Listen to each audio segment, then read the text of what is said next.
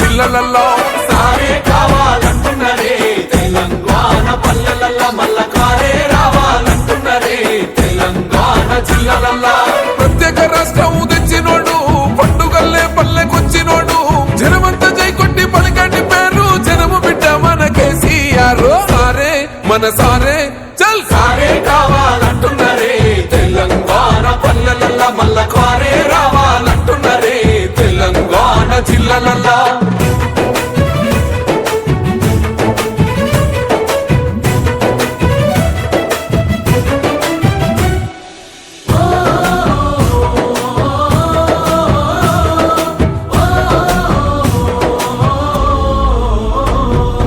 ఏండ్ల నుండి వెనుక బాటు చూసిండు ఎత్తుకున్నాడమ్మ గులాబీ జెండా సావు నోటిలోన తలపెట్టినాడు స్వరాష్ట్ర పొద్దై వర్దిల్లినాడు పథకాలు ఎన్నో పంచినాడమ్మ ప్రజల గుండెల్లోన నిలిచినాడమ్మ 2000 ఇచ్చే పెంచెను నేడు 5000కు పెంచు. ప్రస్తుతం నల్గొండ పట్టణంలోనే మనకు ఎలక్షన్స్ అనేది ముమ్మరంగా కొనసాగడం జరుగుతుంది. అదేవిధంగా ప్రస్తుతం మనతో పాటు బీఆర్ఎస్ పార్టీ బలపరిచినటువంటి మేయర్ అభ్యర్థి మనకు చెకిలం వసంత లక్ష్మి అనిల్ కుమార్ గారు మనతో పాటు ఉన్నారు. వారిని అడిగి తెలుసుకునే ప్రయత్నం చేద్దాం. ప్రచారం ఏ విధంగా సాగుతుంది, వాళ్ళకు ప్రజల ఆదరణ ఏ విధంగా లభిస్తున్న అంశాలపై వారితో మాట్లాడే ప్రయత్నం చేద్దాం. చెప్పండి, ప్రజల ఆదరణ ఏ విధంగా జరుగుతుంది, ప్రచారం ఏ విధంగా సాగడం జరుగుతుంది? నమస్కారం అండి. 5వ రోజు ప్రచారం చాలా బాగా జరుగుతుంది. ప్రజల ఆదరణ చాలా స్పష్టంగా కనిపిస్తుంది. మాకు మా కార్యకర్తలకి చాలా ఉత్సాహంగా ఉంది. వాళ్ళు మాకు ప్రోత్సహిస్తున్న విధానం చూసి అందరూ కూడా మీ కుటుంబం నుంచి వచ్చారు, తప్పకుండా మీకు సహకరిస్తాము. అలాగే బీఆర్ఎస్ ప్రభుత్వం మళ్ళీ రావాలి, మేయర్ సీట్ మనం దక్కించుకోవాలి అంటే అన్ని వార్డుల నుంచి కూడా ఖచ్చితంగా మేము బీఆర్ఎస్ పార్టీకి ఓటేస్తాము, మాకు తెలిసిన వాళ్ళకి చెప్తాము, మీ పార్టీకి సహకరిస్తాము. నల్గొండని ఈసారి మనం కార్పొరేషన్ అయింది కాబట్టి తప్పకుండా మనం మేయర్ సీట్ సాధించుకుందామని అన్ని విధాలుగా ప్రోత్సహిస్తున్నారు. ప్రజలు కూడా ఇంటింటికి వెళ్ళి ప్రచారం చేస్తుంటే తప్పకుండా మేము మీ వెంటే అమ్మా, మీరు చెప్పకుండా మేము బీఆర్ఎస్ వెంటనే ఉంటాం, మీరు ఇంకా శ్రీనివాసరావు గారి కుటుంబం అన్నారు, ఖచ్చితంగా మీతోనే ఉంటాం అని చెప్తున్నారు. కాబట్టి మాకు చాలా ఉత్సాహంగా ఉంది, చాలా ధైర్యంగా ఖచ్చితంగా మాకు అనిపిస్తుంది మేము ఖచ్చితంగా గెలుస్తామని. అలాగే మిగిలిన వార్డులో ఉన్న కార్యకర్తలు అందరూ కూడా సహకరించాలి, అందరు క్యాండిడేట్లు కూడా గెలిచేటట్టు సహకరించాలి. ఈసారి మనం భారీ మెజార్టీతో గెలవాలి అని అందరినీ కోరుకుంటున్నాం. అదేవిధంగా ప్రస్తుతం మనతో పాటు అనిల్ కుమార్ గారు ఉన్నారు, వారిని కూడా తెలుసుకునే ప్రయత్నం చేద్దామండి.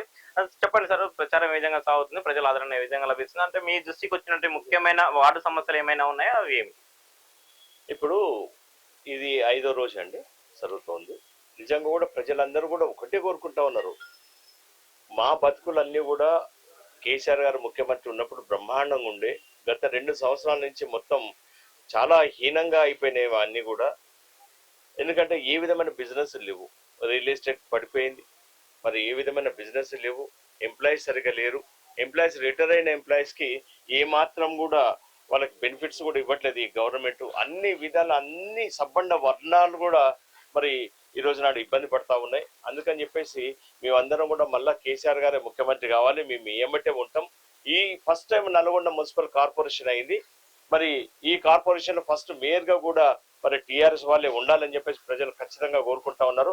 మాకు పూర్తి నమ్మకం ఉంది, 48 డివిజన్లలో ఖచ్చితంగా బీఆర్ఎస్ బలపరిచిన క్యాండిడేట్లే గెలుస్తారన్న నమ్మకం ఉంది. ఇక ఈ 48వ డివిజన్కు సంబంధించి ఉంటే నిజంగా కూడా ఏమాత్రం మరి డెవలప్మెంట్ జరగలేదు.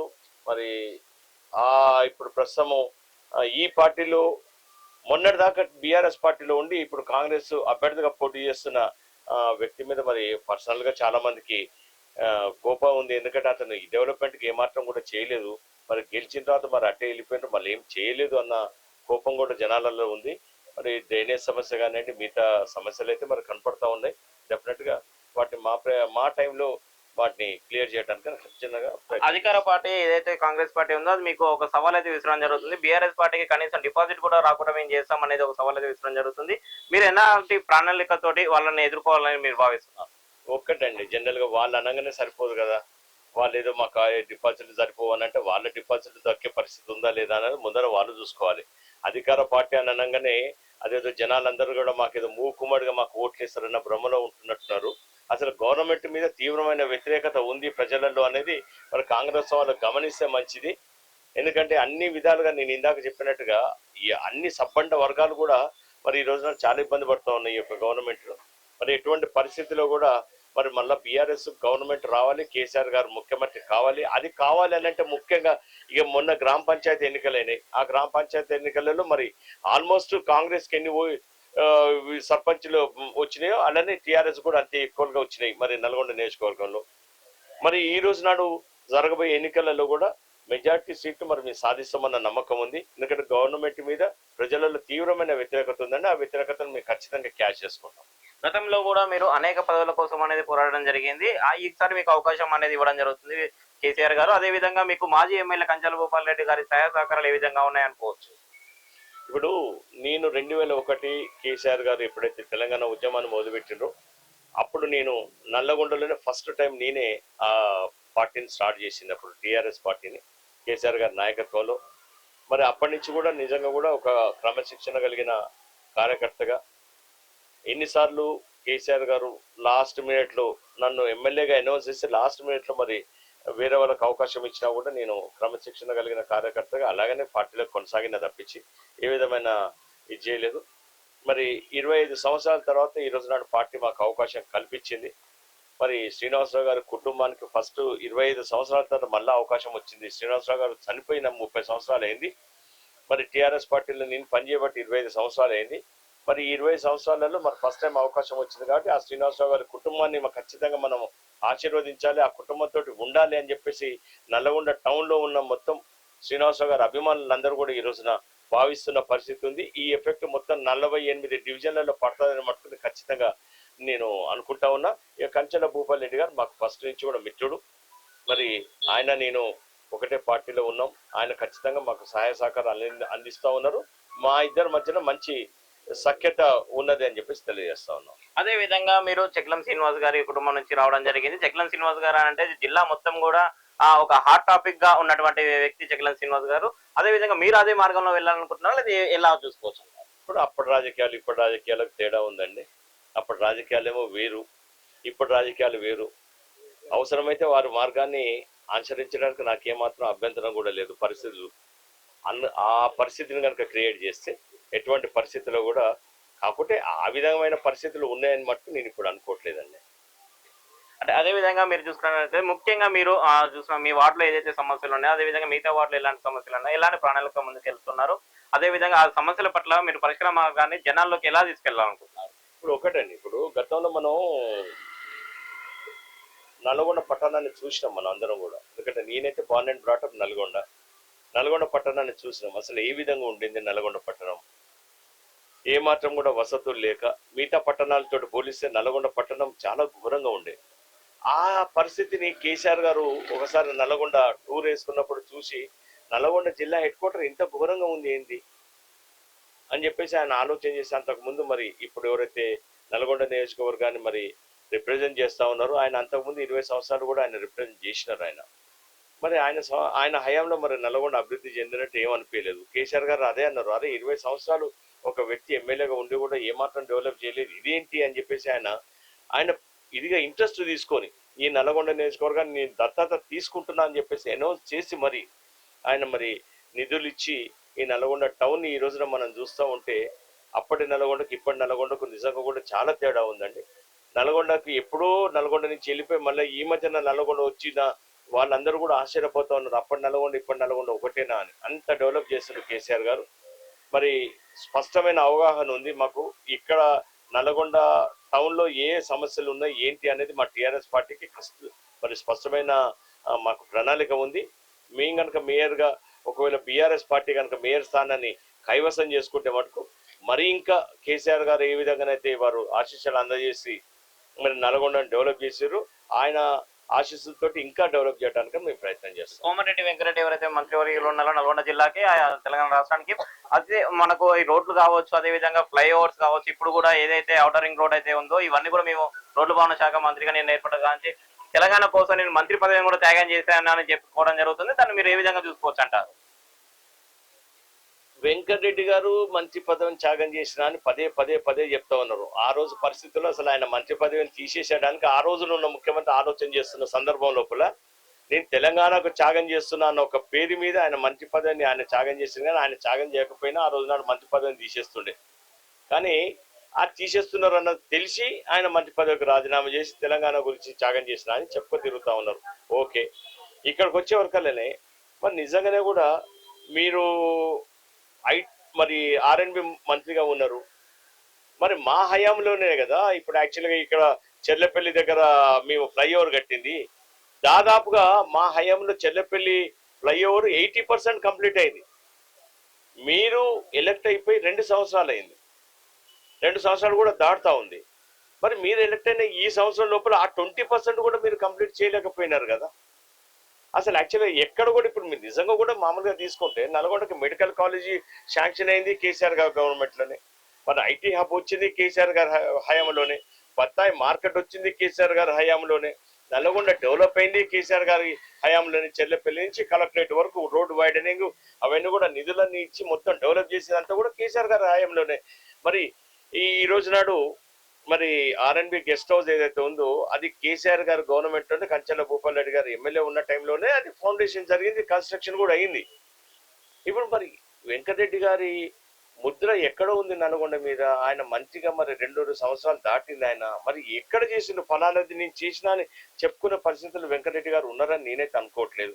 అంటే అది చేసిన మేం చేసిన దానికి రిబ్బన్ కట్ చేసుకుంటూ మీరు ఇది చేసుకుంటూ వస్తున్నారు తప్పించి ఆయన ప్రత్యేకంగా చేసింది అయితే నల్గొండకి ఏం లేదండి. అంటే కోమరెడ్డి వెంకరెడ్డి గారు ఒక సవాల్ అయితే విసరడం జరుగుతుంది. అంటే బీఆర్ఎస్ పార్టీ కూడా టోటల్ గా ఒక రౌడీయిజం కు సంబంధించిన పార్టీ, ఎన్నో కబ్జాలకు గురవుతున్నటువంటి ప్రజలు ఎంతో ఇబ్బందికరంగా కూడా ఫేస్ చేసినటువంటి పార్టీ. అందుకే ఈసారి ఓడిపోవడం అనేది జరగడం జరిగిందని వాళ్ళు తెలియజేయడం. దాన్ని మీరు ఏ విధంగా ఎదుర్కోండి చెప్పాలనుకుంటున్నారు జనాలకి? రాజకీయాలలో గెలిపోవటం అనేది సహజం అండి. మరి అట్లా అనుకుంటే మరి వెంకటరెడ్డి గారు కూడా అంతకుముందు సందర్భంలో మరి ఓడిపోయినారు. మరి దాన్ని మేము ఎట్లా తీసుకోవాలి? ఓడిపోవటం గెలవటం అనేది రాజకీయాలలో జనరల్ గా జరిగేది. అది పెద్ద దాని గురించి మేము పెద్ద ఇది అనుకోవట్లేదు. కానీ ఈ రౌడీయిజం, రౌడీ పార్టీ అది కరెక్ట్ కాదు. ఎందుకంటే ఎక్కడ రౌడీయిజం చేయలే. అసలు టీఆర్ఎస్ నాయకులు ఎక్కడ కూడా కబ్జాలు కూడా చేయలేదు. ఇప్పుడు వెంకటరెడ్డి గారి అనుచరులు ఏమన్నా గిబ్జాలు చేస్తున్నారో తప్పించి టీఆర్ఎస్ నాయకులు అయితే ఎక్కడ కబ్జాలు చేసిన సందర్భం కూడా ఏం లేదండి. అట్లాంటిది ఏం లేదు.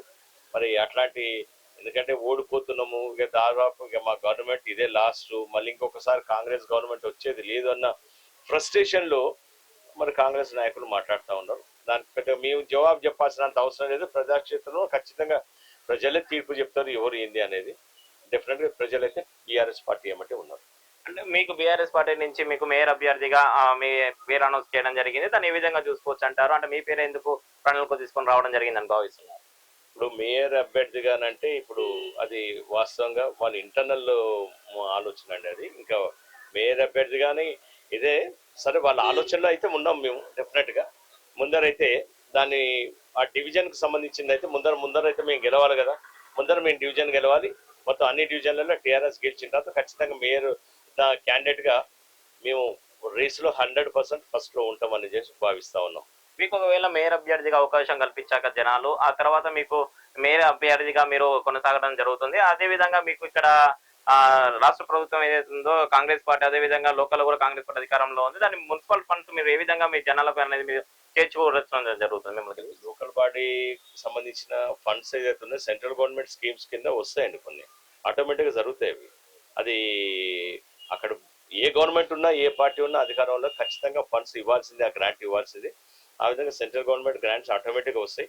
మాకున్న పలుకుబడి ప్రకారం, మాకున్న దాని ప్రకారం మేము ఇంకా కృషి చేసి మేము పైనుంచి తెచ్చుకోగలుగుతాం. అది ఖచ్చితంగా ఉంది మాకు. దానికి తోడు యాక్చువల్గా ఇక లోకల్లో ఇక్కడ ఉండే ట్యాక్సెస్ ఇవన్నీ కూడా మామూలుగా ఇంకా రెగ్యులరైజ్ చేసే ఆలోచన అయితే చేసింది. సరే ఏదేమైనా అది మీరు అది అయిన తర్వాత మా ప్లాన్స్ మాకున్నాయి, అది చేస్తాను. 48వ వార్డు నుంచి మీరు పోటీ చేస్తున్నారు కదండి. 48వ వార్డు ముఖ్యంగా చూసుకుంటే టోటల్ గా కమర్షియల్ ఏరియా. ఇది ఒక మనకు రెవెన్యూ పరంగా కూడా కావచ్చు, అదేవిధంగా ట్యాక్సెస్ విషయంలో కావచ్చు, అదేవిధంగా ఎంప్లాయీస్ ఏరియా కూడా అనుకోవచ్చు. మరి దీని పట్ల మీరు ఎలాంటి శ్రద్ధ చూపించాలనుకుంటున్నారు?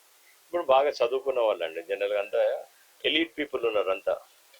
అందుకని చెప్పేసి వీళ్ళకు మా సమస్యలు ఏవైతుందో ఆ సమస్యని పరిష్కరిస్తే బాగుంటుంది అనేది ఒక ఆలోచన ఉంది ప్రజలకి. అది ఖచ్చితంగా మేము ఆ విధంగా ఉంటాం. ఇది నిజంగా మీరు అన్నట్టు ఇది కమర్షియల్ ఏరియా, వారికి సంబంధించిన వాళ్ళ ఆలోచనలకు వాళ్ళకి ఇదిగా వాళ్ళకు సౌకర్యవంతంగా ఉండే విధంగా మేము ఆ సౌకర్యాలను ఏ విధంగా కల్పించగలుగుతాం అనే దాని మీద మేము ఖచ్చితంగా ఆలోచన చేస్తాం. అందరూ సంతోషంగా ఉండే విధంగా మేము 5 సంవత్సరాలు మేము కార్పొరేటర్గా కనుక ఇక్కడి నుంచి 100% మేము గెలుస్తున్నాం, దాంట్లో డౌట్ ఏం లేదు. ఈ 5 సంవత్సరాలలో మాకు వీలైనంత సేవ చేయడానికి అయితే ఖచ్చితంగా మేము ఉన్నాం. ప్రజల్ని వాళ్ళ అవసరాలకు అనుగుణంగా మేము చేస్తాం. మీ వార్డులో బలమైన నాయకులు బీజేపీ పార్టీ నుంచి అదే విధంగా కాంగ్రెస్ పార్టీ నుంచి కూడా ఏర్పడడం జరిగింది. వాళ్ళకి వెనుకంగా కూడా రాజకీయ నాయకులు అనేది సపోర్ట్ కూడా అండదండ ఉంది. మరి మీకు ఎలాంటి అండదండతో మీరు ముందుకు రావడం జరుగుతుందని మేము భావించవచ్చు. ఇప్పుడు వాళ్ళు ఏదో బలమైన అభ్యర్థులు అదేనని చెప్పేసి మీరు అంటున్నారు, కానీ మేమైతే అనుకోవట్లేదు, ప్రజలు కూడా అనుకోవట్లేదు. నెంబర్ 1. ఇక బలమైన నాయకులు వాళ్ళు ఏమంటున్నారంటే కేసీఆర్ కంటే బలమైన నాయకులు ఈ రాష్ట్రంలో ఉన్నారని అయితే మేమైతే అనుకోవట్లేదండి. ఆయనే బలమైన నాయకుడు నెంబర్ 1. ఆయనే ఫస్ట్ ఏ పార్టీకి సంబంధించిన వాళ్ళైనా ఆయనే నెంబర్ 1, ఆయనే ఇది. అందుకని చెప్పేసి ఆయన కంటే గొప్ప నాయకు ఆయనే మా ఎమ్మటి ఉన్న తర్వాత ఇంకా మాకేం బాధ అది. మీకు ప్రత్యర్థి పార్టీ పోటీ మాకు లేదని మీరు భావిస్తున్నారా? 100%, దాంట్లో డౌట్ ఏముంది. 100%. సుమారు ఎంత మెజార్టీతో మీరు గెలుపుతుందని మీరు భావిస్తున్నారు? మెజార్టీ అని కాదండి, అది ఆ రోజు నాడు చూద్దాం, కానీ మెజార్టీ గురించి ఇప్పుడు ఎందుకు చర్చ, కానీ మంచి మెజార్టీతో గెలవడానికి అయితే 100% ప్రయత్నం చేస్తున్నాం.